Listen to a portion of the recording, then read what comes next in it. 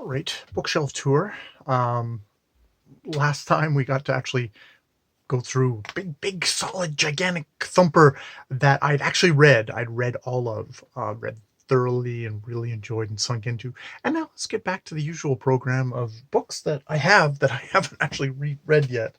We've got Vernor Vinge, Grimm's World with lovely kind of sci-fi thing of kind of an odd world with like a little moon behind it. Just amazing. Vernor Vinge, who I've read it's one of those, I've read his, what the heck, do we have anything here of what else he's written? It's the slow time books. Of course, I don't have anything here. Yes, I've read Vernor Vinge before, and that I believe it's a collection of. No, it's this new science fiction novel, so yeah, maybe I should try it at some point. And then we have Joan D Vinge, who I've collected a couple of books from. The Snow Queen, which is a first part of the series, and The World's End, the magnificent second novel in the cycle that began with Hugo Award-winning The Snow Queen. So maybe, that is something I should try. I've got my lovely two different, yes, Hugo Award-winning best novel, so it's obviously something to try. Sometimes Hugo Award-winning doesn't mean anything. Sometimes it does. A little Venus on the Half Shell by Kilgore Trout, who is Kurt Vonnegut. Kurt Vonnegut, who I don't get along with. I might not have been young enough to start him, to kind of get inculcated in him. And yes, that's having read Slaughterhouse-Five and having the rather boorish opinion that I found his repetitions of And So It Goes. Not I found them annoying and then just sort of staccato, and I liked the Vonnegut character.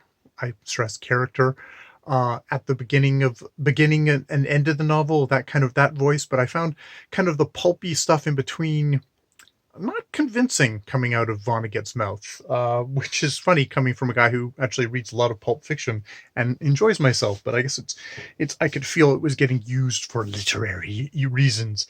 The Secret History by Donna Tartt, book I've held on to for a while. Actually, I think this is probably even my wife's copy of it that I then held on to. I've heard varying things about either how good this is or how annoying this is. And I've just always kind of I've been on the edge one way or the other. And I've never gotten around to read it, but have held on to it all that time. We've got some Walden and other writings by Henry David Thoreau. I've actually read Walden, and really enjoyed that writing. It's definitely a kind of a weird, it's kind of a, not weird, but just a really clear sense of writing.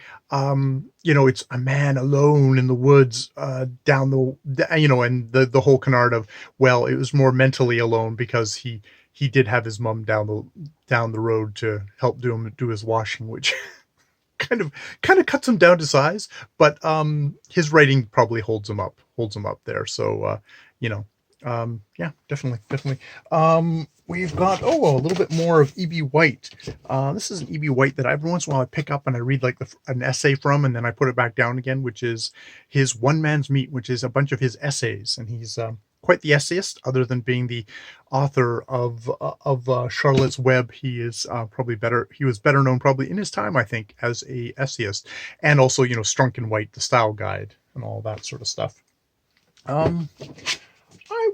I'll stop there for today because I want to do a lightning round of a couple of reviews that will go up on this channel and that no one will have to see. So I can do lightning round style and hopefully not summarize the entire plot of all the books. Sort of like what I've done here, kind of held it up, say what I think of it, and go from there. All right, more videos later.